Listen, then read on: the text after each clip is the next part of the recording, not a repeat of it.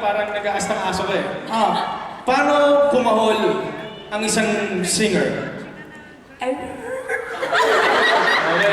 Paano naman kumahol si Jessa Zaragoza? Paano kumahol ang isang megastar? Ito alam ko, kilala na marami ko, mga kaedad mo. Paano kumahol si Renz Verano? Ano ba natapos ang aming programa? Thank you so much! Yes! Hey guys, game. I think this is Ay, it. meron tayong hindi na-announce kanina. Ito na oh. We would like to announce the winners of tonight's raffle. Raffle? Yeah.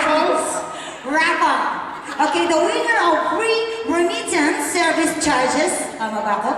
From Mabini Express, Jocelyn Amurao! Ang dami ni Jocelyn. Ang dami ni Congratulations, Jocelyn! Asa si... Oh, talon! Guys, I think at this point it's time to thank our audience. Maraming salamat. Yes! Maraming salamat po. Ay, sandali, may sabihin si Sam. Sam! Yes, Sam. Hi, guys. Nag-enjoy po ba kayo? Sana po hindi kayo magsawa sa papanood sa amin.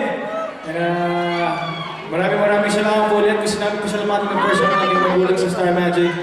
Mr. Johnny Manahan and Tita Marion Alberto. Thank you so much po, Tita Mayon. And of course, si Tita Lerma. So, nalagdala sa atin dito. Thank you, course. Lerma.